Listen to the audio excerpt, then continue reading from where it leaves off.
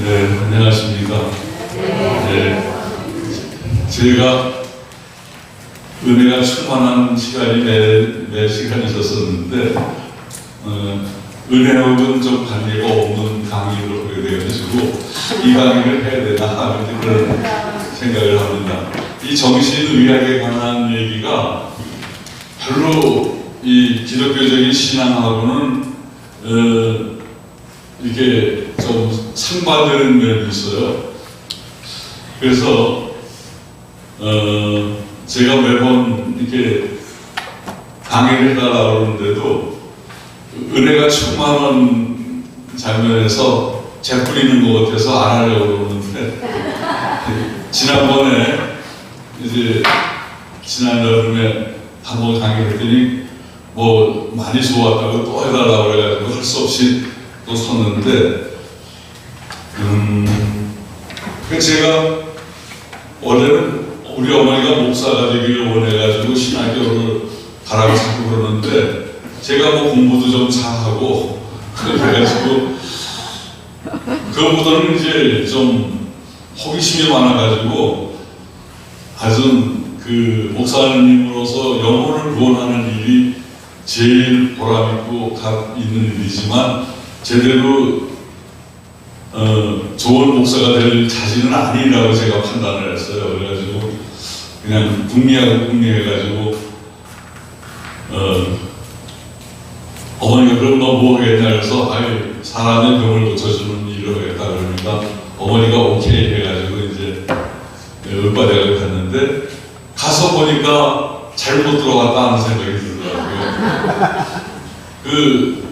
이제 그 서울대학의 그 교수들이 아주 고약한 사람들이 있어가지고 특히 생화학이라든가 뭐 생리학이라든가 조직학이라든가 조직학을 이제 현미경들을 보면서 뭐 그리는 건데 너무 힘들어요. 그리고 그 인간의 병을 고쳐주는 거에 기초적인 학문인지 몰라도 너무 힘들어요. 그래가지고 이거 다른 데를 바꿔야 되지 않겠나 그랬는데 그 당시에 명주환 선생이라고 아주 유명한 선생님이 계셨는데 그분이 정신 강의를 하면서 그 정신의학에 대한 정신건강에 대한 얘기를 하는데 아주 마음에가 쏙 들더라고요. 그래서 이거로구나 내가 할 일이 이거로구나 인간의 마음을 공부하고 인간의 마음의 병을 고쳐주는 일 이거 참 해볼만한 거다.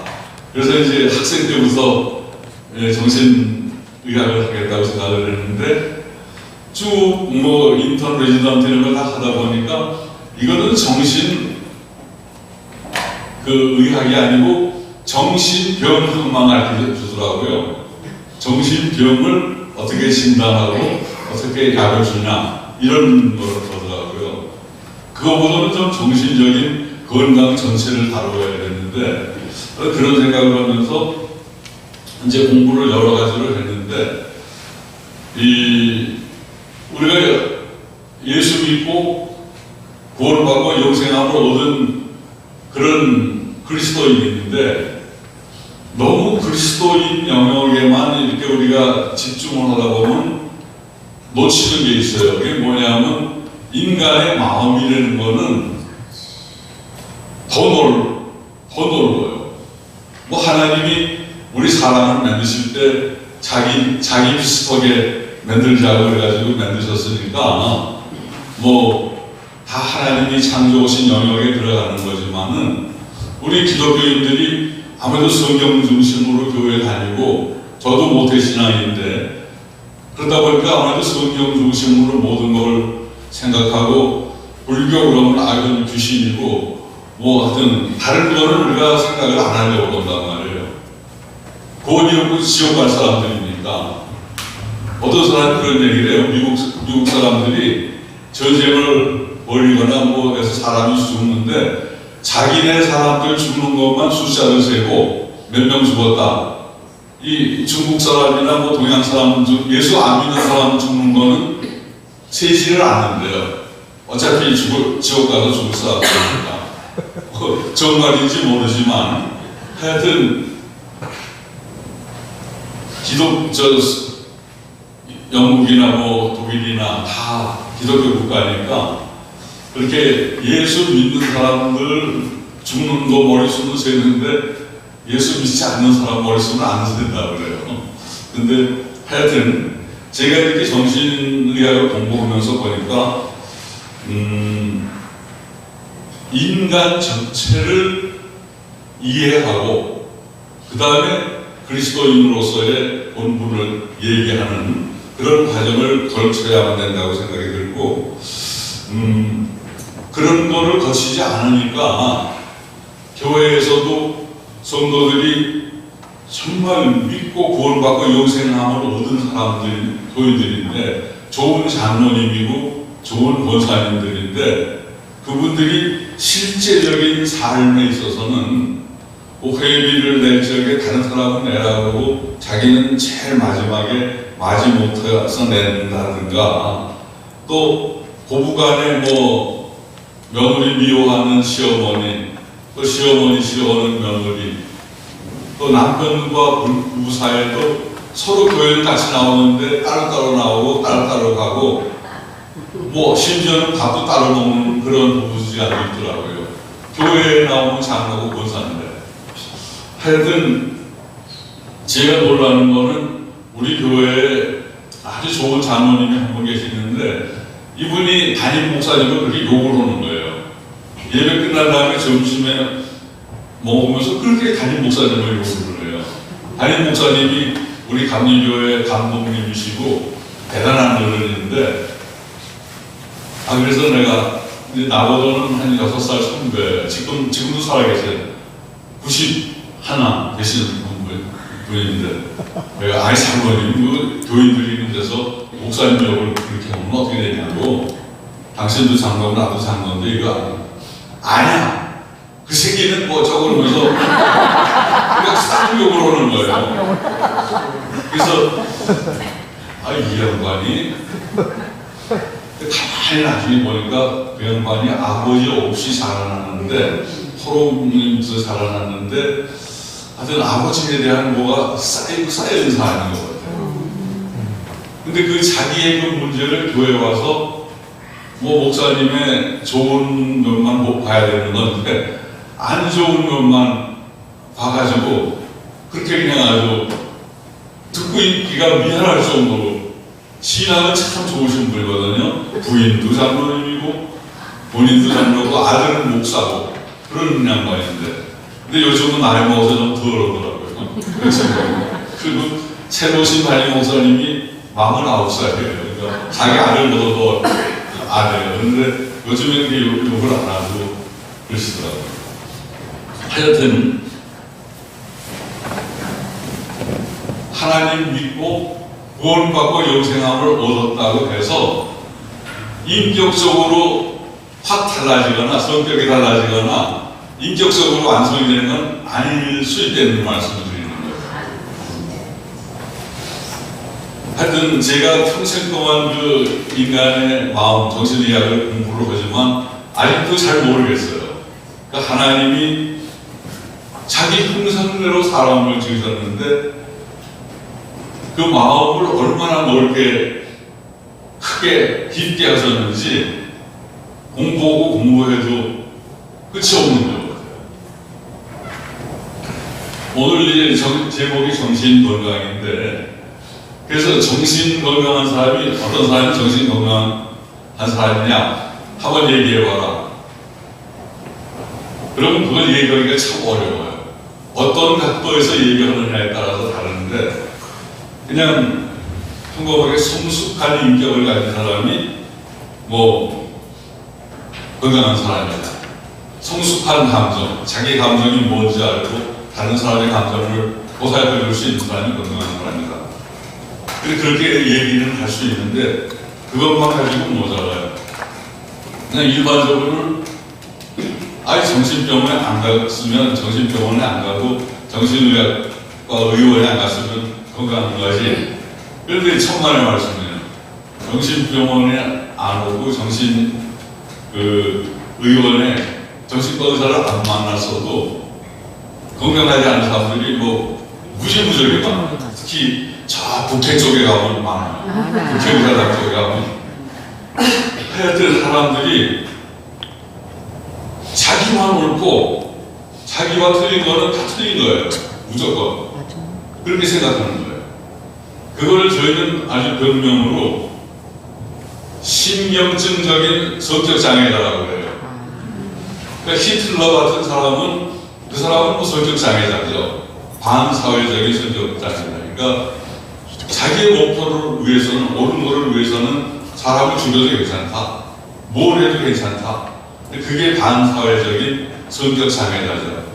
근데 그런 건 아니고 뭐 성격적, 신경증적으로 우울증을 앓는다든가 강박증을 앓는다든가 뭐 고소공포증이 있는 거 그런 거 비슷하게 신경증적으로 성격장애가 오면 자기만 옳은 거예요. 모든 게 자기만 옳고 자기와 틀린 거는 다 틀린 거고 뭐가 잘못되잖아요. 그럼 내가 잘못됐다는 걸 인정 못하고 쟤네들이 잘못해가지고 정권이 잘못해서 이렇게 됐다든가 뭐 그런 식으로 우리들도 뭐 대학 시험을 봤는데 시험에 떨어졌단 말이에요. 그럴 때는 핑계를 대요. 어머니가 그날 밥을 좀 일찍 해줘가지고 밥을 충분히 먹고 10개 가서 해서 실력 발휘해서 붙었을 건데 어머니가 밥을 늦게 해주는 바람에 헐레벌 꺾어가지고 막 이렇게 하다 보니까 실력 발휘를 못해서 떨어진 거지 내가 실력이 모자라서 떨어진 건 아니다. 그렇게 이제 자기를 심리적으로 방어하는 거죠. 그 축구 선수들도 내가 진 거는 실력이 해서 진 게 아니라 날씨가 나빠서 뭐 졌다든가 아니면 응원단이 좀 신통찮아서 졌다든가 아니면 뭐 저쪽은 골대가 좁고 우린 골대가 좀 넓어서 졌다든가 이런 식으로 다른 사람한테 핑계를 대서 자기의 부족한 면을 좀 메꾸는 거 그게 사람의 심리거든요. 그걸 투사심리라고 그러죠. 자기의 잘못을 남한테. 정신과 환자들 보면 아무런 문제가 없는데 어머니 아버지가 어렵게 살아가지고 뒷바라지를 제대로 못해주고 그래서 공부를 못하고 뭐 고생하니까 내가 이렇게 해서 병이 됐다. 아니면 뭐 결혼하기 전에 괜찮았는데 마누라 잘못 만나가지고 마누라가 바지를 너무 긁어가지고 내가 병이 됐다든가 반대로 남편 잘못 만나서 이렇게 됐다든가 비교적 자기 잘못은 없고 다른 사람한테 핑계를 대는 게 그게 이제 사람의 심정인데 그런 사람을 우리가 환자라고 그러진 않아요. 그 정상적으로 있을 수 있는 건데 좀 지나치게 자기 잘못은 요즘 그 정치하는 사람들 보면 자기 잘못은 하나도 없어요. 모두가 다른 사람 잘못 때문에 이렇게 되는 거고 그거를 자기가 억지로 뭐 거짓말하는 게 아니라고 자기도 그렇게 믿는 거예요. 자꾸 얘기하다 보면 그게 정말인 것이 생각이 나봐요. 그래서 우리가 옆에서 볼 때는 뻔한데 다 보이는데 이런저런 다 보이는데 저희들끼리는 뭐 아주 죽자사자고 싸움을 하는 거예요. 정치는 안 하고 제대로 뭐는 안 하고 싼질만 하는 거예요. 그래서 야 국회의원 되려면 정신과에 관해서 정신감정을 받고 거기서 합격된 사람만 국회의원 출마를 하게 되지 않겠느냐. 그런 법을 만들어내지 않겠느냐. 요즘에 그럴 정도예요. 아주 힘든 거예요. 그런데다가 일리가 있어. 요즘 우리 세상이 이제 우리나라가 공업화되기 시작한 게 1960년이에요. 1960, 그때는 농사만 지었는데 60년부터 이제 농업 중심에서 이제 공업화가 되면서 산업화가 됐다고 그러죠. 그러다 보니까 사람을 생산성으로 판단하는 거예요. 그 사람이 주어진 시간에 얼마나 가비는 물건을 만들어낼 수 있느냐. 생산성으로 사람을 판단하는 거예요. 그러니까 생산성 있는 사람은 좀 월급도 더 받고 그리고 나이 먹은 노인들이나 생산성이 없는 사람은 이제 좀 뒤부쳐지는 거예요. 그러다 보니까 모든 가치를 돈으로 환산하는 거예요. 돈. 돈으로. 그 사람이 돈을 얼마 버느냐? 요즘에 뭐 그런다 그래요. 이제 처녀들한테 남편감을 이제 소개하면 그 사람 연봉이 얼마야? 돈을 얼마를 버느냐고 먼저 물어보는 거예요. 그것보다는 정말 교회 성격이 어떠냐? 종교가 뭐냐? 예수 잘 믿냐? 뭐 그 부모님들이 원망한가? 가정이 원망한가? 이런 걸 물어보는 게 먼저였었는데 요즘은 그런 걸 다 제쳐놓고 돈 얼마 버느냐? 앞으로 결혼하면 몇 평짜리 아파트를 살 수 있게 능력이 있느냐? 그것부터 물어본다는 거예요. 더구나 제주도 여행을 모처럼 갔다 왔는데 제주도 여행을 갔다 왔으면 얼마나 좋은 경치를 보고 얼마나 새로운 걸 보고 얼마나 좋은 사람들을 만났느냐 이걸 물어야 되는데 그러면서 아니 나 20만 원짜리 호텔에서 잤어. 뭐 거기서 10몇만 원짜리 뭐 뷔페를 먹었어. 그러니까 그 즐거움도 돈으로 다 환산하면 되는 거죠. 비싼 호텔에서 비싼 음식 먹었으면 은근히 자랑을 하고 그런 시대가 되어버렸다는 거예요. 그러다 보니까 하여튼 이 가족제도가 이제 우리는 반대 가족제도라고 해요. 큰아들이 부모들을 모시는 거. 요즘 그것도 이제 무너지면 반대가족제도에서 핵가족으로 변하면서 부모들과의 자식과의 이 감정적인 유대가 얇아지고 부부지간에 그런 유대가 더 강화됐다는 거죠. 이제 그러다 보니까 하여튼 영어로는 마케팅 퍼스널리티라고 그러는데 마케팅 잘 팔리는 성격. 그러니까 학교를 졸업한 다음에 잘 팔리는 그런 거를 생각하게 된다는 거죠. 이 사람이 자기 개성대로 좋은 대학을 가서 공부를 하고 하고 싶은 공부를 하고 하고 싶은 일을 해야 되는데 그게 아니고 졸업한 다음에 얼마나 잘 팔리겠는가, 월급 많이 받는 뭐 그런 거를 생각을 하다 보니까 대학교 과목을 선택하는 것도 그렇게 선택하는 거죠. 잘 팔리는 쪽으로.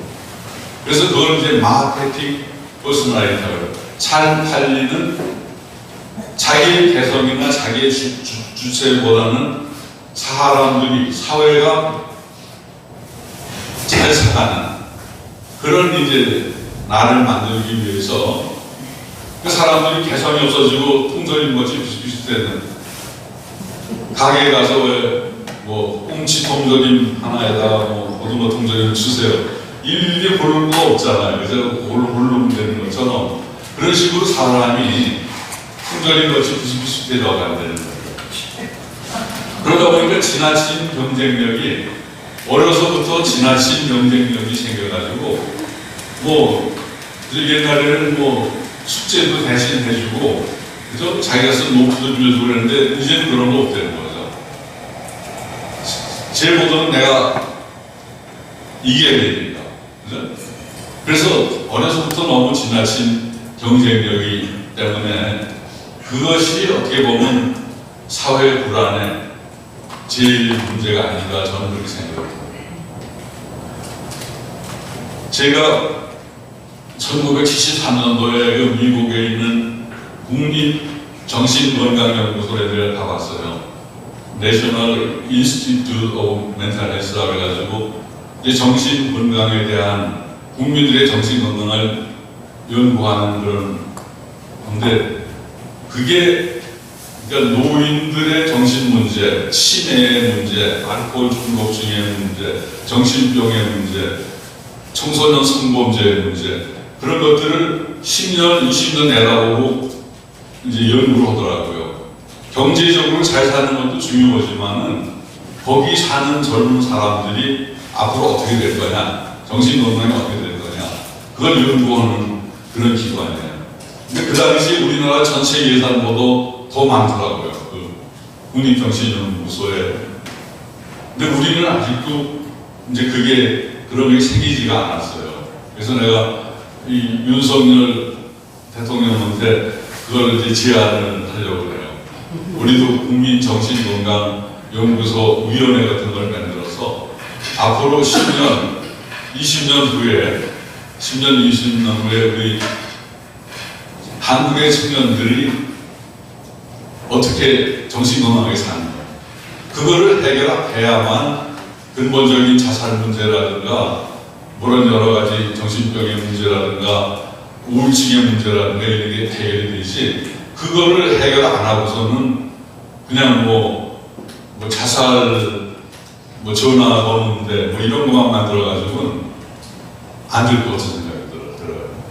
하여튼 우리가 사는 지금 세대가 정신적으로 이렇게 좀 혼돈 상태에 살고 있는 거예요.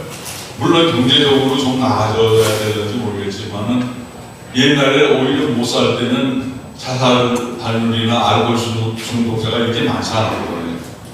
좀 먹고 사는 문제가 해결되면서 이 자살 문제라든가 우리 자살 문제가 세계 1위, 2위를 다룰 정도로 지금 심각한 그런 정도예요. 제가 그 전에 말씀을 드린 것 같은데 제가 이제 저도 모태신앙이에요. 그래가지고 어려서부터 이제 교회 잘 나가고 주일학교도 다니고 중등부 부장도 하고 이렇게 해가지고 나중에 고등부 성가대도 하고 중등부 교사도 하고 그랬는데 내 마음 한구석에 내가 정말 믿고 구원받았다는 그런 마음의 확신이 없었어요. 다니기는 다 다니고 동네 그 당시에는 박장로 동네가 남산에서 열렸어요. 그래서 그런 데로 찾아가 보고 다 했는데 하여튼 내가 정말 나 자신한테 물어볼 때 믿고 구원받았다는 이제 확신이 없었어요.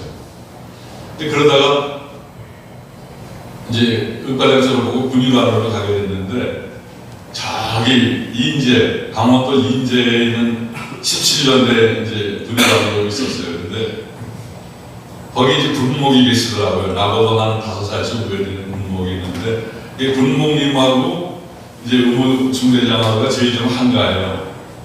그렇게 환자가 많이 생기지도 않고 이제 목사님은 주일날만 예배 보고 그러니까 그분은 보고 이제 시해졌는데 만만하니까 제가 이제 물어봤어요.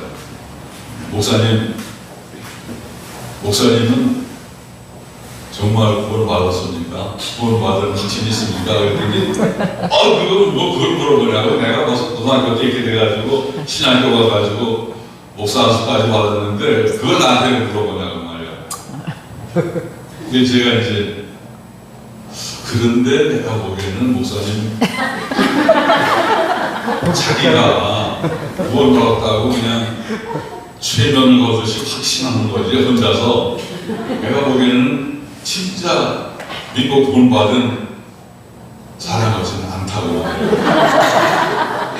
그러니까 몇 번 그렇게 얘기하면서 나중에 화를 내면서 아니 당신 사람을 어떻게 보고 말이야 자꾸 그러면 얼굴이 뻘개져서 아니라고 그러시더라고요. 그래서 제가 목사님 화내는 거 보니까 내가 내를 싫어했네요.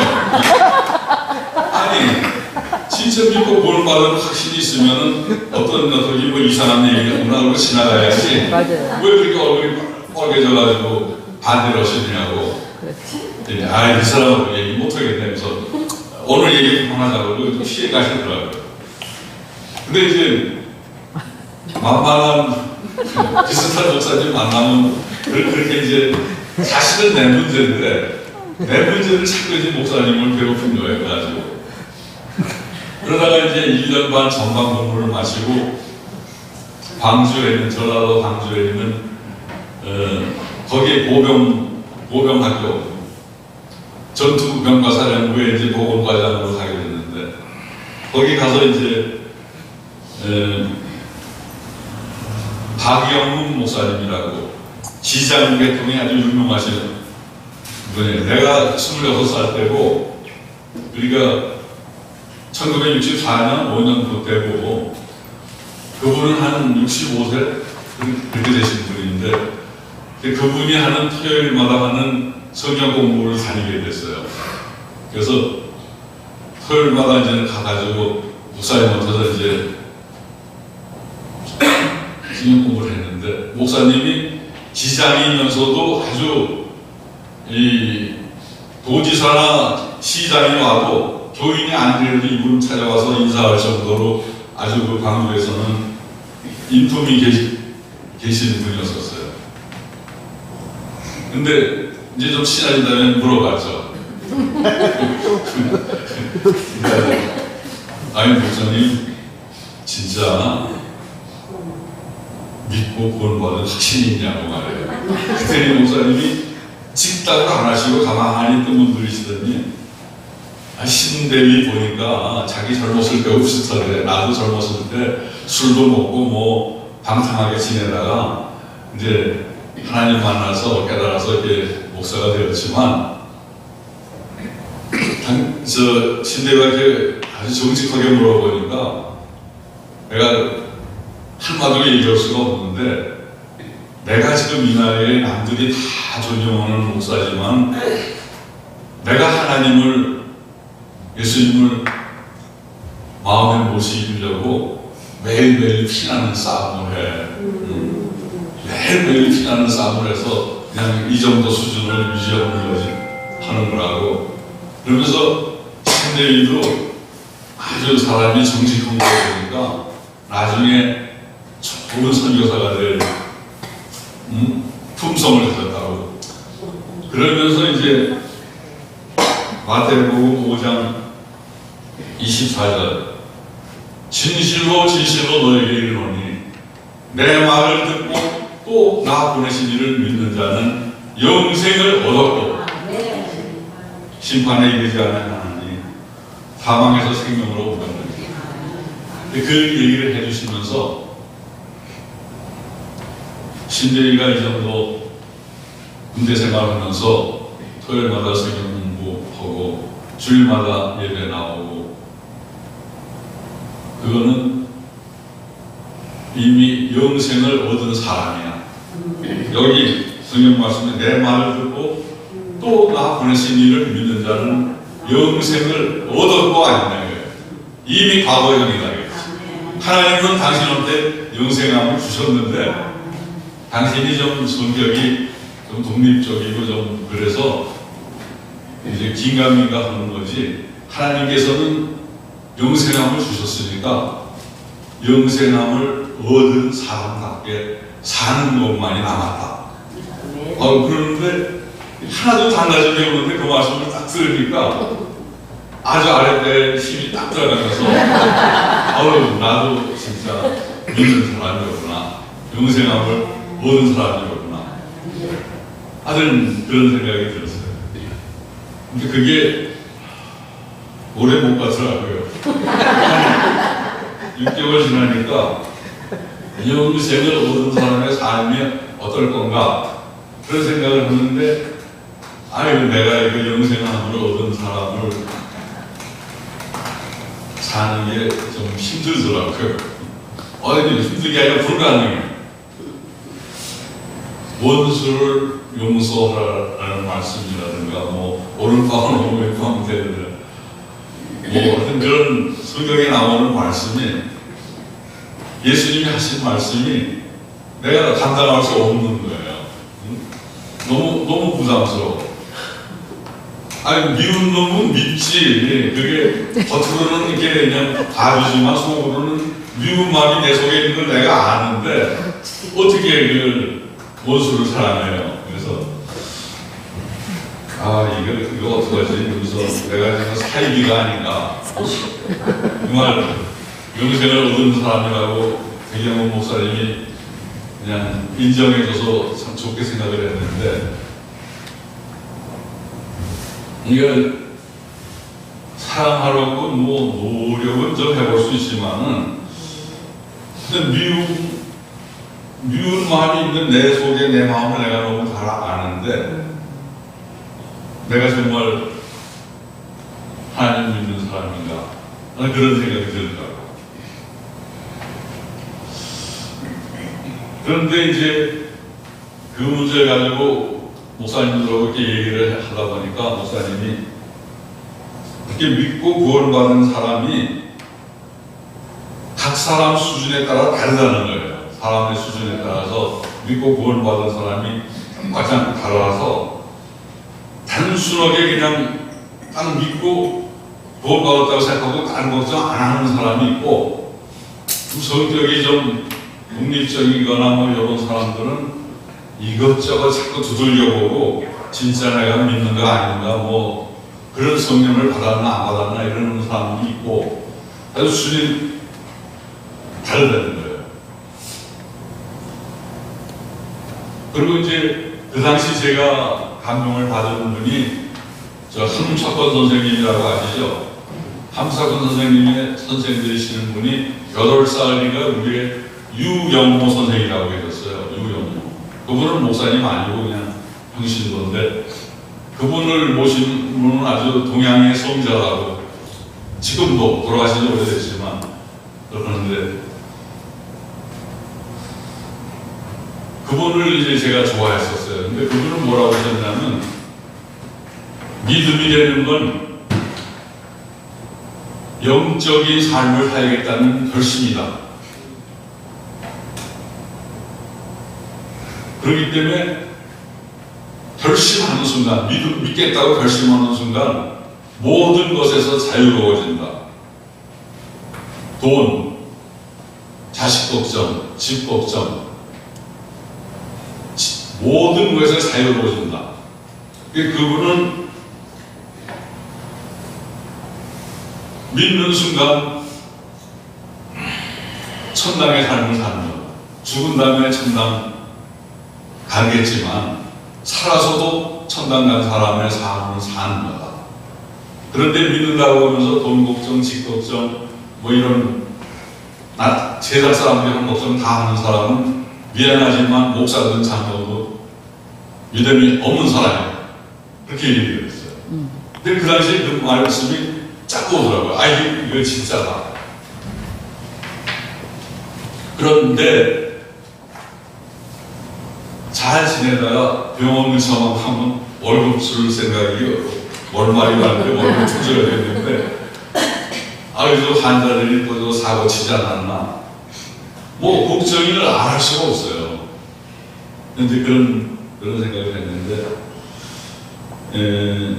이제 무의식에 대한 공부를 하면서 이제 그런 문제가 많이 풀렸어요.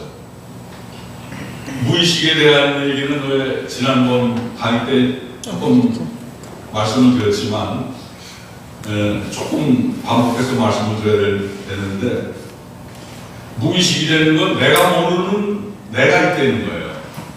정신적인 차원에서.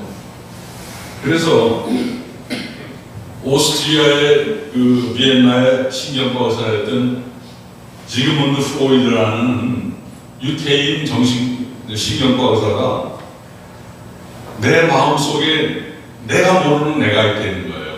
근데 그것이 뭐 좋은 게 아니고, 내가 남자아이가 어머니를 좋아하는데 그 어머니의 사랑을 독차지하려 했더니 아버지가 있어. 아버지를 내가 이기고 어머니 사랑을 독차지할 수 없으니까 그냥 아버지와 자기는 같다 이런 식으로, 뭐 아버지가 어허 하면 자기도 어허, 아버지가 이렇게 걸으면 자기도 걷고, 아버지가 껄껄 웃으면 자기도 껄껄 웃으면서 아버지 닮아감을 통해서 아버지가 어머니의 사랑을 차지하듯이 어머니 사랑을 내가 찾는다. 근데 그걸 에디푸스 컴플렉스라고 해요. 어머니의 사랑을 차지할 수 없어서 아버지와 나는 하나다 이런 식으로 마음을 하면서 어머니의 사랑을 해결하는 것. 근데 그런 어머니에 대한 사랑이 억눌려 있는 거, 그런 게 무의식에 해결되지 않은 갈등이 많이 있다는 거죠. 근데 그런 무의식을 바꾸서 자꾸 얘기하니까, 그 당시에 신경과 의사나 정신과 의사들이 아주 프로이드를 저는 엉뚱한 놈이라고. 너 무의식이 있으면 증명해봐라. 무의식이라는 건 우리가 못하는 무의식 속에 있는 나를 말하는 건데 그걸 어떻게 눈에 보이게 증명할 수는 없는 거죠. 이 사람이 그게 한 35세 된 여자가 마비가 왔어요. 마비가 왔는데 팔에 마비가 와서 운동도 못하고 감각도 못하고 이제 그런 아무리 신경과적으로 해봐도 원인이 없는데 마비가 왔단 말이에요. 그 당시에는 이제 최면술을 걸어가지고 어렸을 때 기억을 찾아가 보니까 5살 때 아버지하고 둘이서 목욕을 하는데 아버지 페니스가 자기를 탁 건드렸다는 거예요. 아버지는 그걸 몰랐는데 어른들은 몰랐는데 뭐 어렸으니까 딸이지만 같이 목욕할 수 있지. 근데 얘는 그걸 충격적으로 받아들여갖고 마음에 상처가 되는 거예요. 근데 그게 이제 무의식에 들어가서 잊고 지냈었는데 나중에 결혼해서 어려움을 당할지 이제 그게 되살아나가지고 그 아버지 빈스가 닦은 여기가 마비가 돼버린 거죠. 그래서 그 기억을 살려내가지고 네가 그런 마음의 충격이 있어 이렇다는 걸 해서 또 약 안 쓰고 그냥 하여튼 그 무의식적인 문제를 해결하고 해서 병이 났어요. 이게 풀렸단 말이에요. 그런 걸 실제적으로 증명해주면서 증명해서 보여주면서 무의식이 있다는 거를. 근데 우리도 왜 처음 본 사람인데 좀 마음이 가는 사람 있잖아요. 좋게 생각하는 사람이 있고 처음 봤는데도 미운 사람이 있는 거예요. 그런 게 우리가 어렸을 적에 품었던 내가 좋게 생각했던 뭐 다춘루이나 여선생님과 닮은 사람을 만나면 처음 만났지만은 그 좋아했던 감정이 전이가 되었고 좋게 생각이 들고 좋게 소렵게 하다 보니까 가까워지는 거고 나를 괴롭게 했던 어떤 시험난 남자가 있었는데 그 마음의 충격이 남아있으면 그와 비슷한 사람 만나면은 처음 만났는데도 무섭고 두렵고 멀리하고 싶어지는 거죠. 하여튼 지난번에 말씀드린 예 중에서 왜 그 교회 다니는 친구인데 이 친구가 교회도 잘 다니고 대학도 인류 대학을 다녔는데 두통이 심하고 집중력이 안 생겨요. 이게 자꾸 성적이 떨어져. 그래서 어떻게든지 좀 학점을 올려야 되는데 안 돼요. 자기 능력에 대한 회의가 들면서 집중력이 떨어지고 공부가 안 돼가지고 외워지지가 않아요. 그래서 이제 아주 공부가 지겨워지고 그러다 보니까 아주 골치가 아픈 증상이 생겼어요. 이 사람을 이렇게 얘기하다 보니까 중학교 2학년 때 3년 위, 3살 위 형이 농담으로 야, 너는 머리가 작아서 틀렸어 이제. 머리가 작은 사람은 재능은 머리에 비교하는 건데 머리가 작기 때문에 너는 안 돼. 그리고 이제 동생을 까보면서 놀렸단 말이에요. 근데 그게 이 사람한테 마음의 상처가 돼가지고 거울을 이렇게 보면 머리가 작은 것 같아. 그래서 일부러 머리도 안 깎고 이렇게 머리를 크게 만들고 하여튼 다른 거에도 신체적인 열등감이 생기고 그 자기 자신에 대한 어떤 그 자신감을 자꾸 잊어버리게 돼가지고 이성 친구도 안 사귀려고 그러고 군대는 갔다 오고 어떻게 대학교는 그래도 들어가는데 이제 학력이 좀 떨어지니까 자꾸 두통이 생기면서 그 자기가 머리가 작아서 모든 게 틀렸다는 거기에 이제 꽂혀버린 거예요. 근데 이제 상담을 통해서 네가 어렸을 적에 형이 농담으로 한 그 얘기에 꽂혀가지고 그 머리에 대해서 자꾸 신경을 쓰다 보니까 그런 거지 얼마든지 네가 새롭게 시작할 수 있다 해가지고 해결이 된 그런 경우가 있어요. 하여튼 이 무의식의 문제는 이거를 잘 풀어야 돼요. 그래서 특히 여러분들이 사역하실 적에 우선 무의식의 문제를 자기가 내 무의식 속에 있는 어떤 상처라든가 문제라든가 열등감 이걸 잘 알면은 나 자신에 대한 이해가 달라져요. 여유가 생겨요. 어떤 교회 다니시는 분이 정말 힘들고 그래가지고선 남편하고 문제가 있어서 병원에 입원까지 했는데 이분하고 상담해 보니까 자기는 너무 형편없는 나쁜 여자고 어려서 사촌 엄마한테 성폭행도 당하고 그러기 때문에 하나님의 은혜로 하나님 믿으면 다 죄사함을 받는다고 그러는데 나는 빼놓고 다른 사람들은 다 됐는데 나는 빼놓고 그런 생각을 하고 있었던 거예요. 그러니까 어렸을 적에 그 마음의 상처 때문에 그러는 거죠. 그러니까 하나님이 세상을 이처럼 사랑한다고 생각을 했으니 누구든지 저를 믿으면 멸망치 않고 영생을 얻는데 그거는 여러분들 얘기고 자기는 아니라고 생각하는 거예요. 그러니까 점점 괴로울 수밖에 없었겠죠. 교회 다니면서. 그런데 이제 남편이 문제를 일으키니까 그냥 그 미움이 남편한테 다 쏟아지고 그랬던 거예요. 그래서 그분도 이제 어렸을 때 받았던 상처가 무의식에 있었기 때문에 당신이 당신을 그렇게 나쁘게 보고 열등감을 너무 심하게 느끼고 그래서 생기는 거다. 하여튼 거기서 이제부터 풀려나기 시작을 했는데 하여튼 제가 지금 말씀드리는 거는 그 무의식의 문제가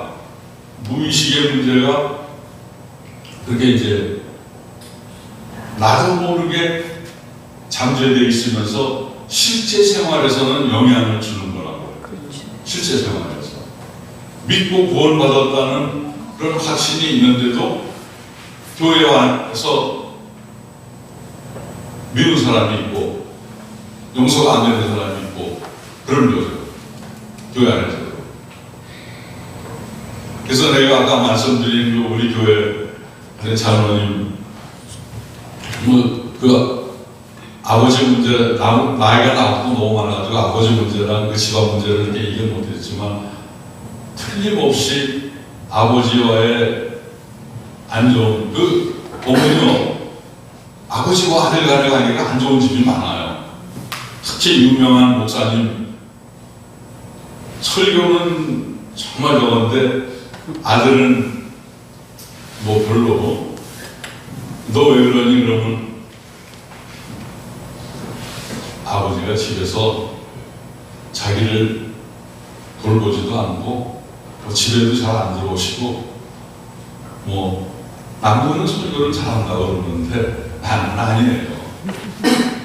하여튼 그런 경우가 있더라고요. 그래서 제가 이제 교인이다 보니까 우리 병원에 이제 그 유명한 누구라고 하면 아실만한 유명한 목사님의 아들 두 명인데 둘이 다 말하더니 아들이 한 사람은 알코올 문제로 하나는 정신 문제로 입원해 있는 적이 있었었는데 그러니까 아무리 목사님이 훌륭하고 좋은 영역이 있는 목사님이 그래도 아들을 마음대로 못 하더라고요. 아들, 딸을 마음대로 안 되는 거예요. 하나님께 기도를 하고 다 하셨겠지만 그래도 아들 문제는 안 되는 경우가 있더라고요. 하여튼 제가 말씀드리는 것은 무의식의 문제가 믿고 구원받고 영생함을 얻은 정말 중생한 크리스찬한테도 예외는 아니라는 문제가 있었어요.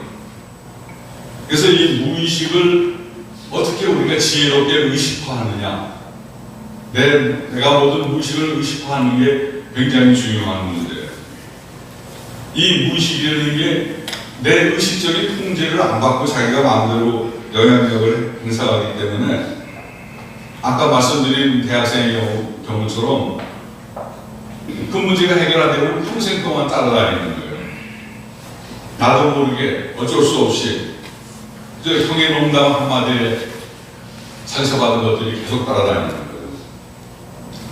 그러니까 무의식의 문제를 지혜롭게 이제 의식화하는 만큼 진정한 나의 진정한 나의 삶을 살게 되고 또 다른 사람을 볼 적에 정말 다른 사람을 제대로 오해하지 않고 제대로 봐줄 수 있는 그런 게 생깁니다. 이제 그 무의식의 문제를 해결하려면 결국 이제 정신치료라는 이제 신앙상담 범위로 넘어가는데 정신치료 이 시간이 우리가 11시 반까지 된 거죠? 네. 11시 반까지.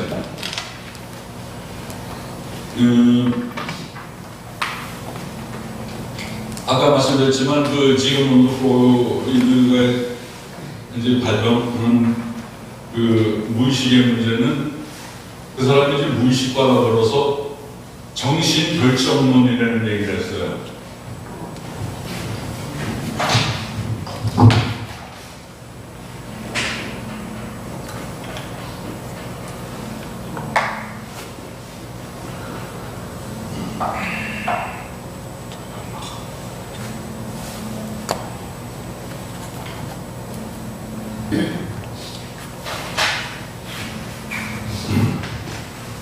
제가 그 전에 말씀드렸죠. 이 무의식이라는 게 코페르니쿠스의 지동설과 같이 하여튼 이 무의식의 문제에 있어서는 대단한 아주 사건이에요. 그래서 이 무의식이라는 문제가 생겨가지고 그다음부터는 문학이나 미술이나 음악이나 하여튼 이 무의식의 문제를 다룬 그런 문학 작품들이 아주 골짜기 많아요. 여러분들 샤갈이라든가 이런 사람 그림 보면 이상하죠, 그림이. 보통 그림 그리지 않고 무슨 이상하게 그렸죠. 꿈속 같은 그런 그림을 그렸는데 그런 것들이 이제 다 무의식에, 자기 무의식에서 나오는 그 영감을 가지고 그림이죠. 정신적인 문제는 원인이 없어요. 균이 있어서 병이 생기는 게 아니고 정신병은 원인이 없는데 무의식에 있던 그런 어떤 상처, 잠재적인 문제들이 그것이 있는데 그게 무의식에 있기 때문에 우리가 원인을 모른다고 생각하는 거죠. 그래서 정신결정론이라는 것은 무의식의 원인이 있어서 나중에 병이 생긴다는 거죠. 그래서 그걸 정신결정론이라고 그러는데, 그러니까 불안할 때 불안한 것만 이렇게 해서 약만 주면 해결되는 게 아니라 원인이 되는 그 무의식의 상처, 감정적인 상처, 그걸 갖다가 찾아내서 그것부터 해결을 해 줘야 이제 원칙적으로 환자가 내가 그래서 그 사건 때문에 내가 성격이 이렇게 됐고, 그래서 선을 보라 그래도 자꾸 안 보려고 그랬고, 내가 남자들을 무서워했고 그랬구나, 이런 식으로 비로소 자기 자신에 대해서 알아가는 거죠. 그래서 환자들한테도 이런 정신분석적인 과정을 통해서 무의식의 문제점을 찾아서 서로 상담하면서 이것이 네 성격의 문제, 그래서 살다가 어려움이 당하니까 병이 생긴 거다. 그걸 알려줄 적에 자기 대한 이제 그 인식이라고 해요. 병식이 생기는 거죠. 왜 병이 생겼나 하는 그 깨달음이 생겨가지고 그다음부터는 병이 해결이 되는 거죠.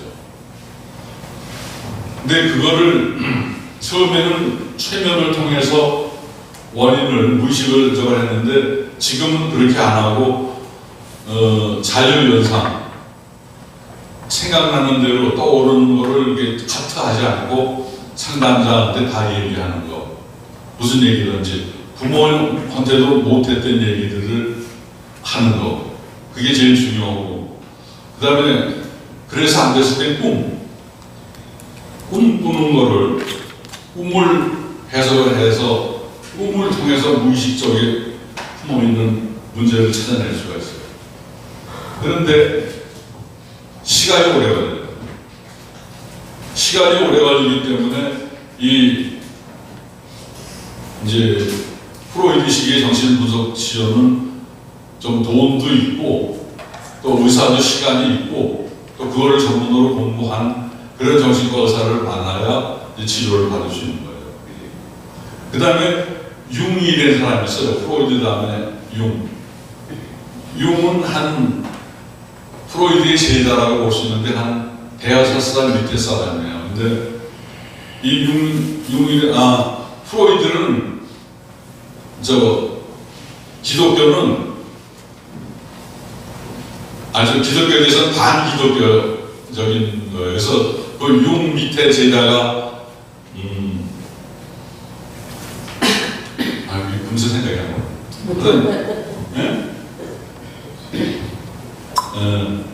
나요. 공산주의가 거기서 생겨난 거예요.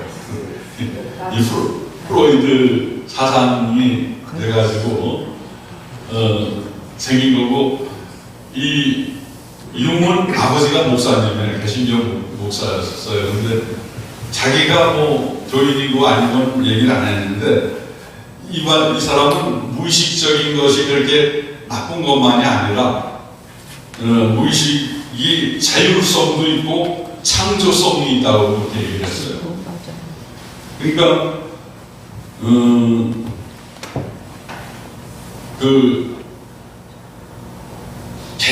프로이드가 말하는 그런 무의식을 개인 무의식이라고 했고, 태어나서 생긴 마음의 상처를 억누르는 개인적인 무의식이고 집단적인 무의식이라는 걸 얘기했어요. 그러니까 집단적인 무의식이라는 건 한국 사람이 미국 가서 태어나든 영국 가서 태어나든 한국적인 정신적인 DNA를 가지고 태어난다는 거예요. 아버지 때 못 풀었던, 할아버지 때 못 풀었던 그런 어떤 정신적인 한을 갖고 태어난다는 거예요. 근데 그런 자기가 나와서 경험해서 얻은 걸 억누르는 그런 무의식이 아니고 타고난 무의식이 되는 거죠. 근데 저는 그걸 갖다가 하나님이 우리 형상대로 사람을 만들자 그랬으니까 하나님의 속성, 신적인 속성도 이 융이 말하는 집단적인 무의식 속에 들어가 있을 거란 말이에요. 그래서 그거를 우리가 열심히 찾아내는 노력을 해야 될 것 같다는 거죠. 우리 속에 있는 하나님의 속성, 신적인 속성을 말이에요. 하여튼 다르잖아요. 그냥 개인적인 어떤 그런 열등식이나 마음의 상처에 대한 그걸 억누르고 있는 무의식과 자율적이면서 창조적인 뭔가는 우리가 아직 모르고 있는 내 속에 하나님의 속성 같은 거, 그거는 뭐 성경을 공부한다거나 설교를 듣는다든가 여러 가지 사례를 통해서 이제 터득되는 건데, 그거를 하나하나씩 찾아내서 나를 나답게 하나님이 나를 창조하셨을 때 만들어 놓으신 나를 나답게 만들어 갈 때 그런 과정에 있는 사람이 진짜 정신적으로 건강한 사람이 아니겠나, 그렇게 얘기를 하겠습니다. 근데 이 정신시험 문제가 너무 길어서 이제 간단히 넘어가는데, 그 다음에 실존적인 정신치료가 있어요.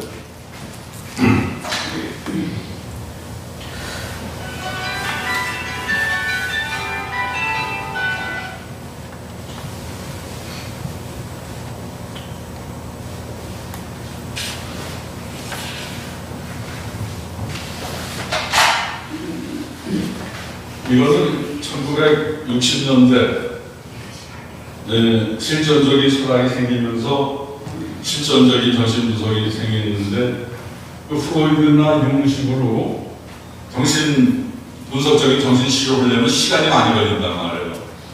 보통 한 번 만나서 50분씩 이렇게 상담을 하는데, 그게 뭐 한 번, 두 번, 별로 나는 사람도 있지만 10번, 20번 해도 그 무의식에 있는 그게 안 나올 수가 있어요.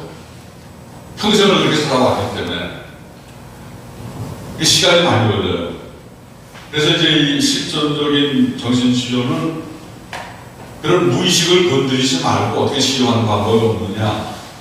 그래서 이 로봇 테라피라는 게 생겼는데,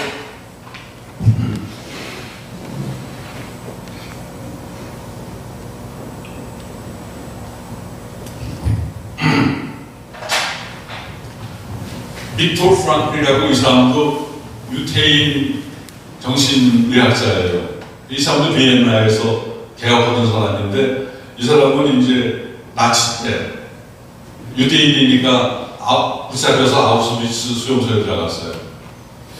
그 수용소에 들어가니까 다 죽는 거 아니에요? 뭐 내일 죽을런지 일주일 후에 죽을런지 뭐 결국 죽는 거죠. 그냥 기가 푹 떨어져 이렇게 지냈는데 그 수용소 안에서도 몇몇 사람이 말이야 열심히 돌아다니면서 빵 하나밖에 없는 걸 나눠주고 다른 사람을 도와주고 그런 사람이 있어요. 그래서 이 빅토르 프랑클이 아유 당신은 어떻게 해서 이 상황에서 이럴 수 있느냐 했더니 아니 우리가 여기 들어와 있지만 내 마음은 내 거 아니냐 이거예요. 응? 내 지식, 내 경험, 내 신앙 다 내 거 아니냐 이거예요. 집은 있다가도 없어지고 돈은 있다가도 없어지고 그런 거지만 내 신앙, 내 마음, 내 경험, 내 지식 다 있는데 그거 있으면 다 있는 거 아니냐. 생각해보니까 그렇더래요. 이 다 있는데 나는 절대로 여기서 죽지 않는다. 내 마음은 이 나치들이 이게 있을 수 없는 일을 하고 있는데 이것을 내가 살아남아가지고 후세 사람들한테 이걸 다 까발려야 되겠다. 이 고통이 정말 인간으로 참수는 고통이지만 고통에 의미가 있다고 생각합니다. 나는 이 고통의 의미를 해서 결국은 살아남은 거다. 이 사람이 거기서 용기를 얻어가지고 2년 반 정도를 죽지 않고 살아남았어요. 이 빅토르 프랑클이 아우슈비츠 수용소에서 이제 의사이기 때문에 조금 쓸모가 있어서 살려줬는지는 모르지만 하여튼 살아남았어요. 1945년 우리 해방된 그 해에 독일도 해방이 된 거죠. 그게 살아남아서 그 아우슈비츠의 경험 그걸 책을 썼어요. 죽음의 수용소라는 유명한 책을 썼어요. 그 책이 시중에 많이 나와 있죠. 그래서 1970년도에는 1년에 책을 하나 읽어야 된다 그러면 죽음의 빅토르 프랑클의 죽음의 수용소를 읽어라.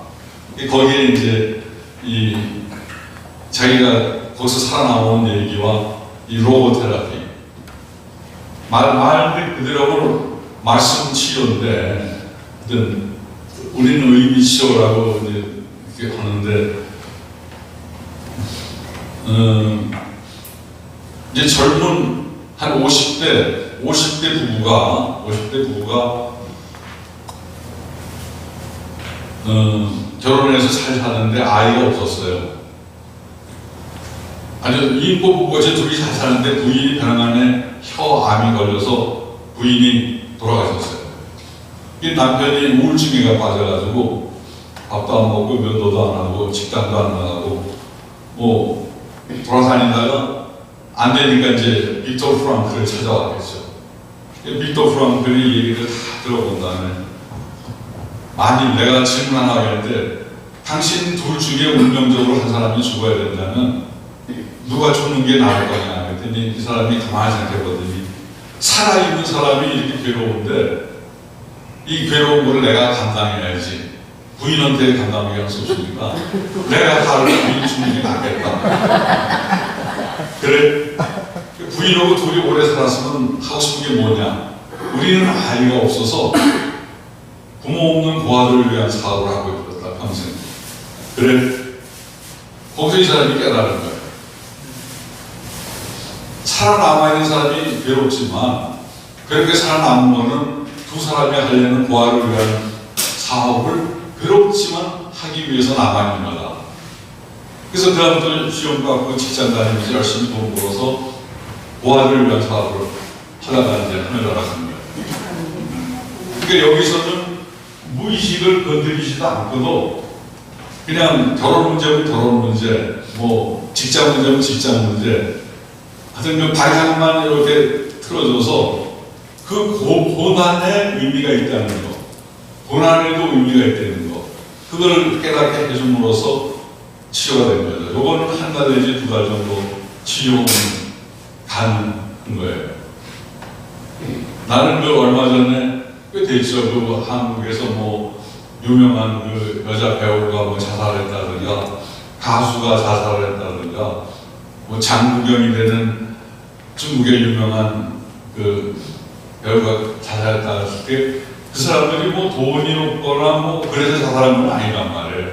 그래서 왜 살아야 되느냐 하는 그 삶의 의미를 발견하지 못해서 에이 죽어보자 하고 죽는 거죠. 하여튼 이 의미 치료되는 실전적인 그 좋은 게 뭐냐면 그런 형편없는 상황에서도 아유 난 이제 죽었다 그렇게 생각하는 것도 자기 마음이고 아무리 힘들어도 나는 살아야 되겠다 그렇게 결정하는 것도 내 마음이 되는 거예요. 자기가 결정할 수 있는 결정의 자유를 하나님이 주셨다는 거예요. 우리 마음속에. 그러니까 이 로고테라피는 아주 우리 신앙적인 차원에서도 그 전에 우리 학교 저한테 어느 목사님 오셔서 이것만 가지고 한 2시간 강의를 하신 적이 있어요. 몇 년 전인데. 사모님 생각이 나시는지 모르겠어요. 네. 그 다음에 마지막으로 이제 제가 하는 차 그룹 정신치료 얘기를 말씀드리고 이제 끝내려고 그러는데 제가 이제 한 25년 전부터 우리 병원에서 환자들 5명에서 7명을 이렇게 모아놓고 좀 비슷한 사람들을 모아놓고 방에서 이제 차를 우리나라 작설차 있죠. 발설차 차를 이렇게 해가지고 한 잔씩 따라주고 이제 차를 이렇게 마시는데 우선 마시기 전에 차를 할 때는 커피와 달리 100도 물 끓인 물을 70도 차가 좋은 거면 70도 조금 나쁜 거면 75도 차를 식혀야 돼요. 그게 참 중요해요. 식히려면 한 5분쯤 10분쯤 시간이 걸려요. 그 시간에 이제 호흡을 시키는 거예요. 호흡. 가슴을 펴면서 여러분들 지금도 호흡해 보세요. 왜 우리가 몸이 있으면 하품이 나오죠? 몸에 산소가 모자라서 자연적인 현상으로 하품이 나오는 거예요. 그러니까 가끔 이렇게 심호흡을 해줘야 그래도 보통 때는 30-40%밖에 산소 공급이 안 되는데 이렇게 하면 50-60% 산소가 공급이 돼서 온몸의 세포에 산소가 많이 들어가서 활성화가 되고 면역력이 생긴다 그래요. 하여튼 우선 준비 단계로 심호흡을 좀 하게 하고 그다음에 이제 차를 나눠주고 차를 이렇게 이제 마시는 거예요. 마시면서 돌아가면서 자기가 그 주위에 있었던 얘기 하고 싶은 얘기를 하는 거예요. 한 사람이 너무 길게 하면은 넌 나중에 나도 들을 테니까 다른 사람도 되고 순서로 하자. 그래가지고 이제 한 30-40분 얘기를 나누고 그 중에서 참 정신건강에 도움되는 얘기는 나중에 또 정리해서 다시 한번 얘기를 해주고 간단히 이제 기도해주고 그리고 이제 끝나는 그런 건데 그때 중요한 게 차를 2손으로 마십니다. 물어봐요. 왜 차를 2손으로 마시냐? 뭐 여러 가지 얘기가 나오는데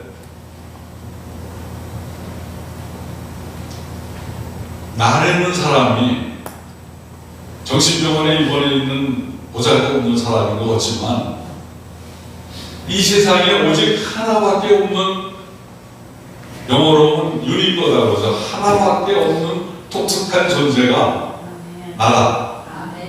하나님이 나를 택하셔서 어머니 아버지를 통해서 이 세상에 보내셨는데 나 같은 사람은 나 하나밖에 없다. 쌍둥이라도 좀 다르다. 나는 나밖에 없다. 하나밖에 없던 존재라는 것만 가지고 너는 정말 천하와도 바꿀 수 없는, 우리 목사님이 한 목사님 가끔 그러시죠. 천하와도 바꿀 수 없는 한 영혼, 한 영혼이다 이거예요. 근데 그런 나를 어떻게 한 손으로 이렇게 대접하겠는가? 내가 먼저 나를 존경하는 마음으로 두 손으로 받들어 보시자. 그죠? 뭐 엉뚱한 얘기도 아니고 있을 수 있는 얘기 아니에요. 너희들이 깨닫고 보면 무한한 가능성을 지니고 있는 이 세상에 하나밖에 없는 존재다. 비록 병원에 있지만은 여기서 너희들이 깨달아서 나 자신보다도 내 이웃을, 나보다 못한 할머니 할아버지들을 발을 씻어준다든가 밥 먹는 걸 도와준다든가 손톱 같은 걸 깎아줄 수 있으면 너는 대통령 노아무개보다도 더 훌륭한 사람이다. 정말 병원에 있어도 너는 앞으로 작은 부처님이 될 수도 있고 작은 예수도 될 수 있는 사람이다. 네가 마음먹기에 따라서, 깨닫기에 따라서. 그게 이제 차 모임의 이제 진술을 제가 간단하게 말씀을 드린 거예요. 그러니까 이제 이분들이 아주 이렇게 만성으로 된 분들은 좀 효과가 적고, 좀 환자들 중에서 정신이 좀 다른 기능은 괜찮은 사람들은 아주 효과적인 그런 거죠. 그리고 정상적인 사람들끼리 모여도 돼요.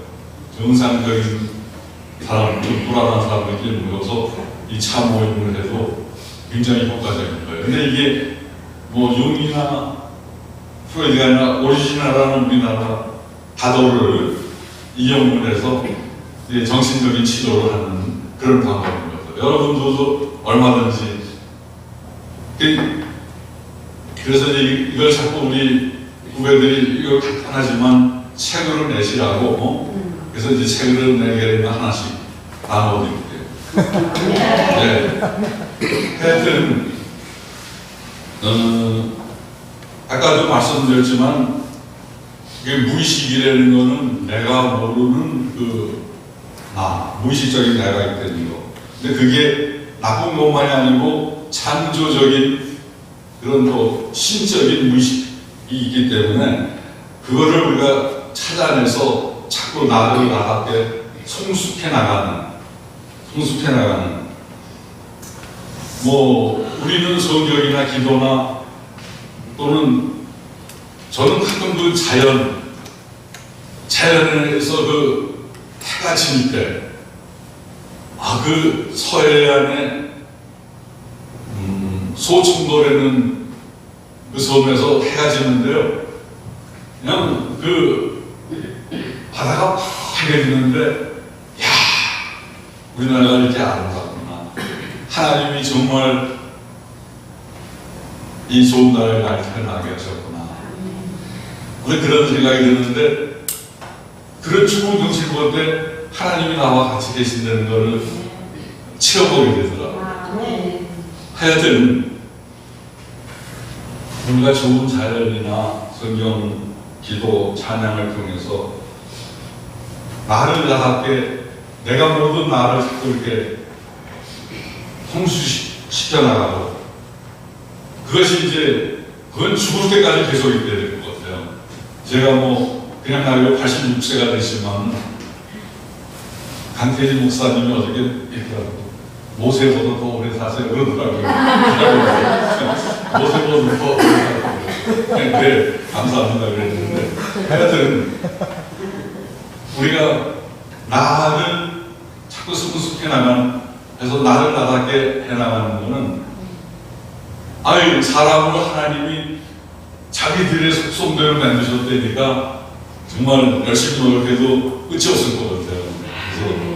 그래서 그렇게 나를 나답게 만들어가는 그런 분들이 정말 건강한 분입니다. 여러분들과 제가 건강한 삶을 기원합니다. 감사합니다.